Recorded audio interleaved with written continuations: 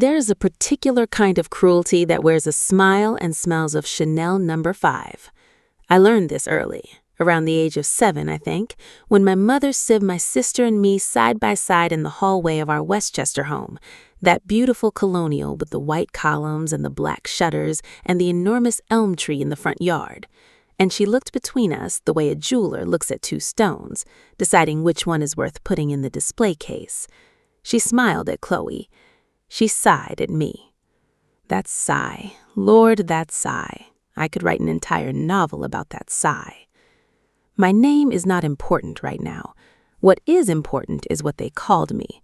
Behind my back, to their friends, in hushed country club conversations over sweating glasses of rosé, the ugly duckling.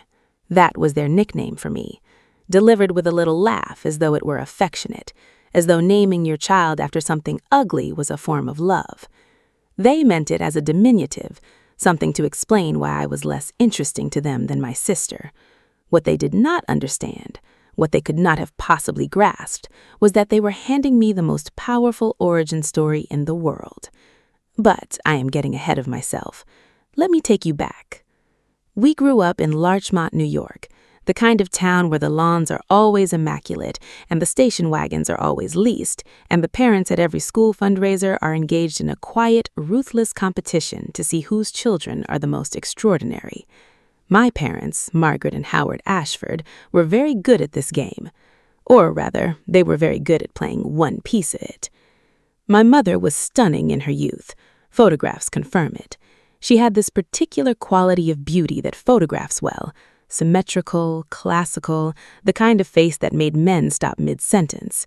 She had married my father on the strength of her looks and his ambition, and together they had constructed a life that looked from the outside absolutely perfect. Chloe inherited my mother's face. Same wide-set green eyes, same high cheekbones, same effortless golden hair that caught the light at dinner parties and made people catch their breath. Chloe was, by any measurable standard, an exquisitely beautiful child, and my parents treated this fact as though it were an achievement they had deliberately engineered, as though beauty were a diploma they had earned and hung on the wall. I was different. I was bookish and angular and quiet. I had dark, serious eyes and a habit of observing rooms before entering them. I read obsessively, design theory, fashion history, art criticism, business. By 13, I had read more about the construction of a Chanel jacket than most fashion students encounter in their first year of college. But none of this was interesting to my parents. None of this showed well at a dinner party. What they gave Chloe, designer clothes, beauty appointments, confidence. They took her to department stores on Madison Avenue and let her choose whatever she wanted. They enrolled her in cotillion classes and cotillion classes. At every family event, she was positioned at the center of the room, displayed like a centerpiece. "Isn't she just breathtaking?" they would say to their friends, and their friends would agree, and my sister would bloom in that praise the way a flower blooms in sunlight. What they gave me, a laptop mostly, to keep me quiet. Good grades were acknowledged with a nod and promptly forgotten. When I placed first in the state in a young designers competition at the age of 15, creating an editorial concept that my teacher called conceptually sophisticated beyond your years, my mother said, "That's nice, sweetheart. Chloe, tell them about the modeling callback." I learned something in those years. I learned that being overlooked is not the same as being invisible. I learned that a quiet room is the best place to plan something extraordinary. While my parents curated Chloe's social calendar and preened over her prom court victories, I was in my room doing something far more interesting. I was studying, not just school subjects. I was studying the architecture of power. I was studying what made a brand untouchable, what made a creative vision last, what made people in rooms like the ones my parents loved so much look up and go absolutely still with awe. I was studying the fashion industry, the luxury market, the intersection of art and commerce and culture. I was learning the language of a world my parents were desperate to access, but would never, ever truly understand. Chloe, to her credit, was not malicious. She was a product of her environment in the most literal sense. She had been taught by people she trusted completely that her face was her passport, that beauty was a career, that somewhere, inevitably, a wealthy, well-connected man would recognize her worth and solve the problem of her future for her. She moved through her 20s like someone waiting at a very elegant train station, perfectly dressed, perfectly still, confident that her train was coming. It never came, or rather, it came and went several times in the form of wealthy men who adored her for a season and then moved on. Each departure left Chloe slightly more brittle, slightly more desperate, though she hid it beautifully. She was, after all, very well trained. By my late 20s, I was in New York City, not waiting, working. I started as an assistant at a mid-sized creative agency. Within 18 months, I had restructured their entire visual identity practice and brought in 3 accounts worth more than everything the agency had billed in the prior year. I was promoted twice in 12 months, which made people uncomfortable, so I left and went independent. I built my own consultancy. I lived in a small apartment in Brooklyn that I loved ferociously and furnished with beautiful, considered things. I wore good clothes and cut my hair and learned that bone structure, as it turns out, is not fixed. It reveals itself slowly under the architecture of confidence. I was not becoming beautiful the way my family understood beauty. I was becoming something far more dangerous. I was becoming someone with authority, someone whose entrance changed the energy of a room, someone who, when she walked into a meeting with the creative director of a globally recognized luxury brand, made that creative director sit up just slightly straighter. That was how I met Julian Vance. Julian Vance, if you know fashion, and I mean if you truly, seriously know American fashion, you know that name the way you know your own heartbeat. He emerged from the New York fashion scene 15 years ago like a correction, like the industry had been slightly wrong about something and Julian was the answer. His work was rigorous and romantic simultaneously, structured silhouettes with an almost architectural precision, but draped in fabrics so extraordinary they seemed to move with their own intelligence. He dressed women, and dressed them in a way that said, "You are not an ornament, you are a monument." I had been hired to consult on a brand repositioning project. Julian had been brought in as a collaborating designer. We sat across a conference table from each other for approximately 40 minutes before we both realized we were finishing each other's sentences. 6 years later, he is my closest collaborator, my sharpest creative mirror, and the most reliably entertaining dinner companion in my professional life. He is also, and I say this with tremendous affection, spectacularly extra. He is tall, silver-haired at 50, possessed of the kind of bone structure that makes painters want to cry, and he wears his authority the way very few people do, as though he has simply forgotten to take it off. Now, the invitation. It arrived on a Thursday in June, which is when most disruptions to my piece seem to arrive. A text from my mother, forwarded to the family group chat with characteristic fanfare. A summer reunion. A gala, really, at Whitmore Estate, an exclusive private venue in the Hamptons that my parents had been angling to access through their network of aggressively aspirational friends. Black tie, summer theme, open bar and a string quartet, and the expectation that everyone would understand they were being summoned to witness the continued magnificence of the Ashford family name. "So wonderful to gather our beautiful family," my mother had written, and then, almost as an afterthought, appended at the bottom like a footnote, "Of course, we'd love for you to come too, sweetheart." That too, that single 2-letter syllable carrying the weight of a lifetime of afterthoughts. I set my phone down on my desk, on my actual mahogany desk, in my actual Midtown building where my name was on the door, and I sat with that text message for about 30 seconds. Then I scrolled further. 3 days later, my mother had posted an update to the group chat with the energy of someone who had won an Oscar. A family friend, it seemed, had a connection to Julian Vance's representation. Julian was apparently going to make a brief appearance at the gala. My mother had orchestrated this with the subtlety of a thunderclap. "Our Chloe will absolutely catch his eye," she had written, followed by 3 sparkle emojis. "He's looking for a muse for his new collection. Can you imagine?"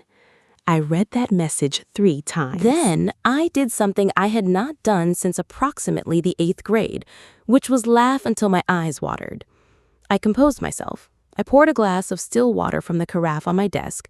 I straightened my blazer, and then I picked up my phone and called Julian. He answered on the 2nd ring, which for Julian is practically breathless urgency.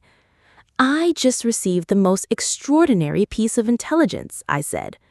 "Darling," he said, "you sound positively serene, which means someone has made a tremendous mistake." "My family," I said, "has apparently leveraged a distant connection to secure your appearance at their summer gala in the Hamptons. They are planning to present my sister to you as a prospective muse." There was a pause of approximately 4 seconds, which for Julian is the equivalent of stunned silence. "Your family," he said slowly, "that has been under the impression for your entire adult life that you work in, and I am quoting the thing you told me once, something like marketing?" "The very same. The family that sent you a fruit basket last Christmas because, again quoting, they saw something nice in a magazine and thought of you? They did not know I was on the cover of that magazine." Another pause. "I'm going to need you to send me this group chat." I sent it. He called back in 6 minutes. "I want to be very clear," Julian said, and I could hear the very specific timbre of his voice that means he is both amused and absolutely committed, "that we are doing this correctly. We are doing this exquisitely. We are doing this in a way that those people will still be thinking about when they are very, very old." "I was hoping you'd say that," I said. "What are you wearing?" And so we began to plan. The night of the gala, Whitmore Estate was everything my parents had dreamed it would be, and exactly what I had expected, which is to say, it was a very convincing stage set, the kind of beauty that is assembled rather than cultivated. Imported hydrangeas in enormous urns flanking a marble entrance, string quartet playing something Vivaldi adjacent near the eastern terrace, guests in evening wear moving between white linen tables with the studied casualness of people who want very much to appear as though they do this every weekend.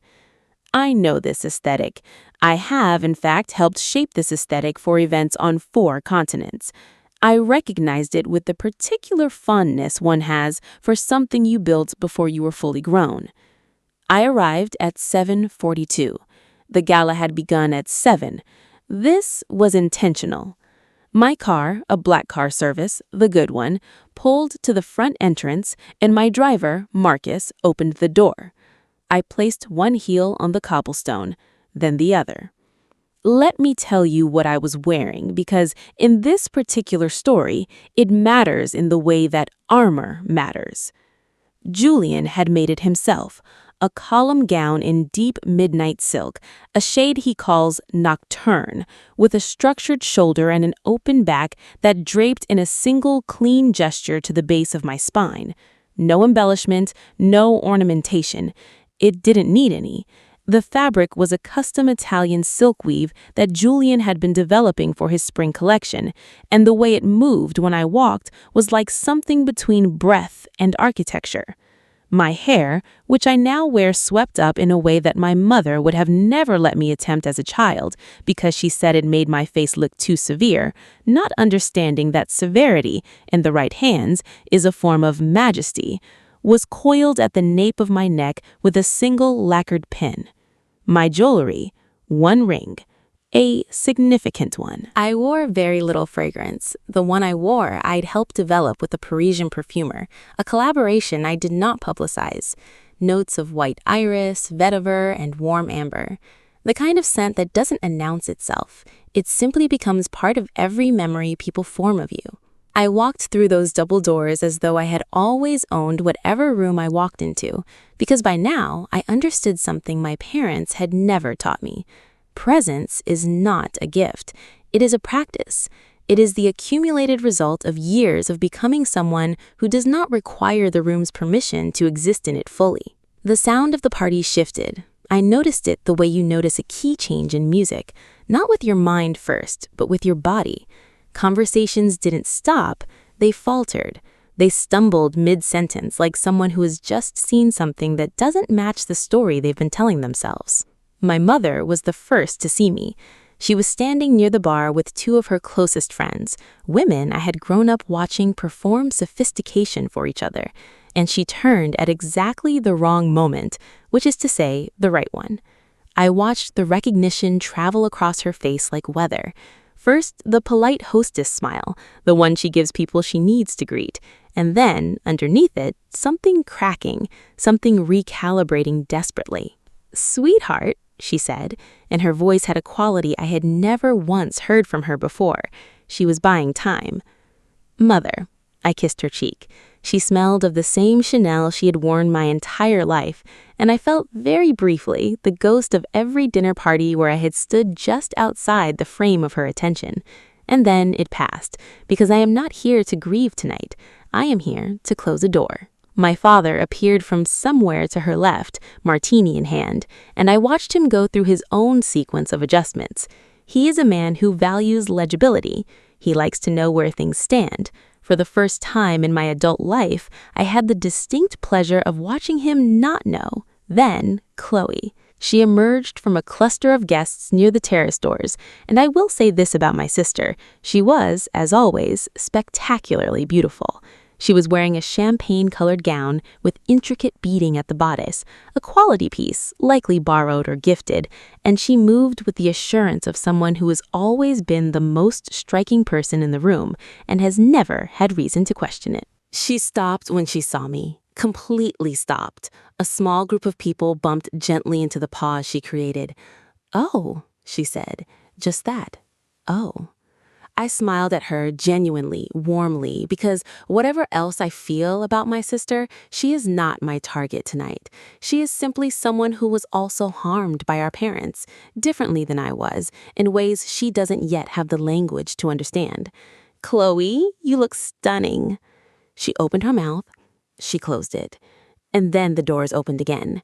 Julian Vance does not enter a room. Rooms receive Julian Vance. He has perfected through long practice, and I suspect some genuine psychological gift, the ability to create a force of gravity around himself, simply by moving with the assumption that the world around him is naturally orienting in his direction. He wore charcoal evening dress, his own design, naturally, and he was carrying, very casually, the most understated and devastating accessory in the room. My coat. My custom-made, dove-gray Italian cashmere overcoat, which I had handed him at the car because the evening was warm and I hadn't needed it. He carried it over his arm with the attentive ease of someone who considers it an honor to do so. He found me in the room immediately because we have worked together for 6 years and we have the spatial awareness of two people who have survived a great many stressful creative environments together. And he crossed to me with that particular smile, the one that says, "This is going to be wonderful."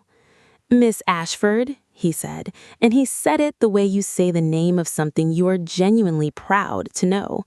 The silence in the room at this point was not a polite silence. It was a structural silence. It was the silence of an entire room revising something it believed to be true. My mother recovered first. She is, I will grant her this, a resilient woman. She swept toward Julian with the focused energy of someone who has been rehearsing this moment for weeks. "Mr. Vance, what an extraordinary honor." She extended her hand with a particular angle that suggests she has read something about European greeting customs. "I'm Margaret Ashford. We're so thrilled to have you. I understand a mutual friend of ours." "Mrs. Ashford." Julian took her hand with enormous graciousness. Julian is never rude. This is crucial. He is simply operating on a frequency that makes rudeness unnecessary. "Yes, of course. What a beautiful event. Your daughter's work is genuinely extraordinary. You must be so profoundly proud." My mother blinked. Yes, Chloe is..." I meant this one, Julian said pleasantly, and he looked at me with the easy, affectionate authority of someone who has had that particular conversation with me 100 times. The spring collection would not exist in its current form without her. I tell people this constantly. I'm not sure anyone fully believes me, which is, frankly, their loss. The silence that followed was exquisite. It had texture. You could have set a glass on it. My father stepped forward and I could see him arranging his face into something paternal and retroactively proud, the way people do when they realize the bet they placed on the wrong horse has somehow still won. Well, we always knew she had something special. We nurtured that, didn't we, Margaret? Always encouraged both our girls. Did you? I said, mildly, with a smile that took up precisely the right amount of real estate on my face. How wonderful. I don't remember it that way, Dad. But memory is so funny. I tilted my head the way you tilt a painting to check if it's level. You must be thinking of Chloe's modeling workshops. I believe those were the ones you invested in. Julian made a small sound that, in another context, might have been a cough. Chloe had been working her way toward us throughout this exchange, and she arrived now with the full force of her beauty and her mother's coaching deployed simultaneously. She was, at close range, even more lovely, and she aimed it at Julian the way someone aims a searchlight. "Mr. Vance," her voice was warm and carefully pitched, "I have admired your work for years. Your last collection, the way you used structure to create that sense of freedom, it was genuinely moving." Julian turned to her with complete courteous attention. "That's very kind of you. What moved you about it specifically?" Chloe paused for just a half second. It was the pause of someone who has learned to say beautiful things about art without having needed to understand it. The way it felt, the whole emotional landscape of it. Julian said. "That's actually entirely her doing." He gestured to me in the most casual, conclusive way. The conceptual architecture of that collection, the freedom through constraint thesis, that came out of a conversation we had over terrible coffee in a hotel lobby in Milan at 2 a.m. She had a napkin. It became the theoretical spine of the entire line. He smiled at Chloe. "Do you know her work?" "She's brilliant. The two of you must have extraordinary conversations." Chloe looked at me. I looked back at her. I kept my expression warm and open and utterly devastatingly neutral. "We grew up together. Chloe and I have a very formative history." I paused, just long enough. "She was always the family beauty. I was told I was the other one." I did not say it bitterly. I said it the way you state a fact about the weather in a place you used to live. Julian's eyes, which miss absolutely nothing, flickered for just a moment, and in that moment was the entirety of everything I had ever told him about my childhood, compressed into a single eloquent flash of comprehension. "Extraordinary," he said softly, and his voice had shifted into the register he uses when he's genuinely arrested by something. What an absolute waste that must have been, for everyone involved. He glanced at my parents with the particular expression of someone who has just politely declined to say something worse. My mother attempted a recovery. "We always supported both girls equally. They simply had different trajectories," I offered. "Strengths," my mother said firmly. "Yes," I agreed. "Chloe's was her face. Mine was—" I gestured, very briefly and without grandeur, at the general fact of my existence. Everything else. One of my mother's friends, Diane, a woman who had been present at approximately every major event of my childhood and had always treated me with a specific brand of pity reserved for children that adults find disappointing, leaned in from the periphery.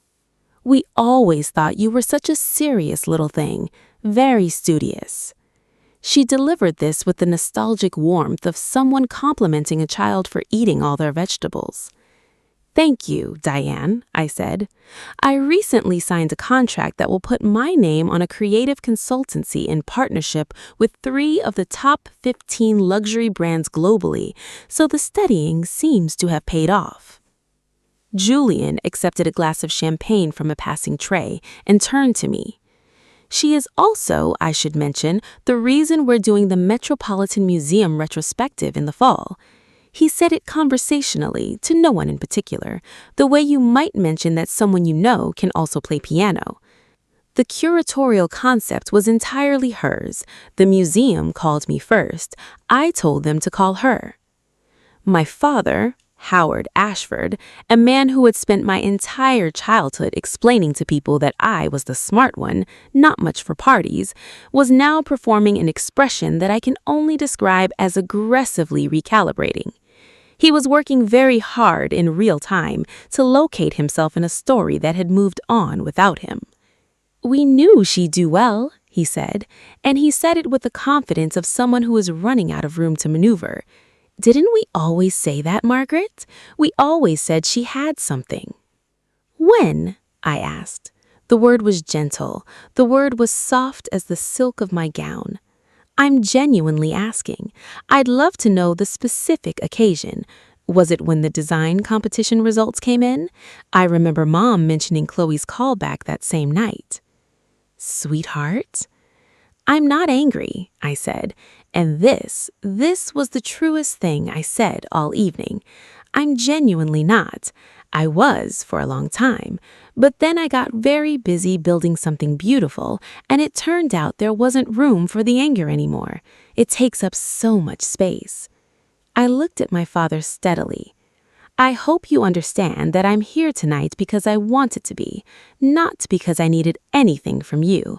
I stopped needing anything from you quite a while ago." Julian beside me said nothing. He didn't need to. He simply stood there, solid and serene, my advocate by presence alone. Chloe, who had been quiet for several minutes, longer than I had ever seen Chloe quiet, said almost to herself, "The dress is Julian Vance." "Custom," I said. "He made it for the retrospective opening, but we decided tonight deserved it." Something moved across Chloe's face that was harder to read than anything else in the room. Not quite envy, not quite grief, something more complicated than either. The dawning comprehension, perhaps, of a road not taken, or more precisely, a road she had never been told existed. "You look remarkable," she said, and she meant it. That was the thing about Chloe. Underneath all of it, she was capable of sincerity. It just hadn't been given much room to grow. "Thank you," I said, and I held her gaze for a moment. "So do you. You always have." We stayed another 40 minutes, long enough for the shape of the evening to fully settle into everyone's consciousness. Long enough for 3 different guests, people my parents had been desperately trying to impress for years, the kind of New York names that appear in event recaps on society pages, to seek me out specifically, having recognized me or been introduced by Julian, to discuss collaborations, consultancies, the fall retrospective. I watched my parents navigate this. It was like watching someone try to reframe a painting while you're still standing inside it. At 9:10, Julian caught my eye across a table, and I gave him the smallest nod. We had an early call with the Paris team in the morning. We were both exactly where we wanted to be, and we had been here exactly long enough. I collected my cashmere coat from the attendant. Julian retrieved his from the same attendant a beat later. We made our farewells to the room, which is to say, Julian made one luminous comment to the room at large about the beauty of summer evenings, and I smiled in a way that contained the whole of the evening folded neatly. My mother caught me at the door. She held my arm, not with force, but with something that surprised me, which was urgency. "I'm proud of you," she said.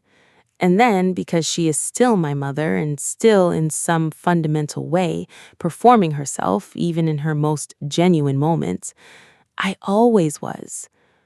I looked at her for a moment, at the face I have known my entire life, at the face that sighed. "I know you believe that, and I believe that you believe it." She blinked.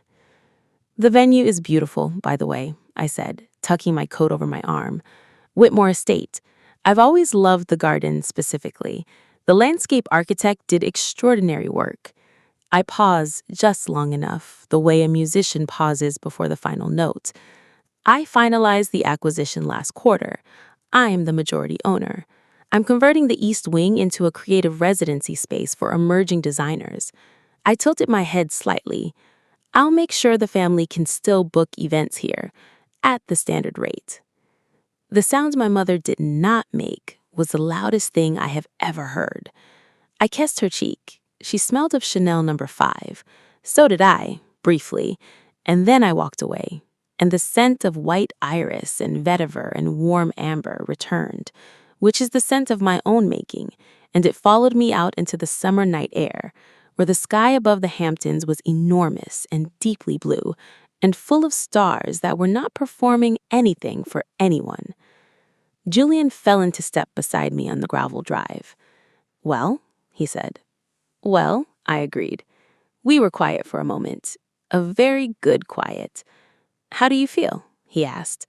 I considered the question with the seriousness it deserved. The night air was warm and carried the faint salt scent of the ocean somewhere beyond the hedgerows. My gown moved around my ankles like a conversation.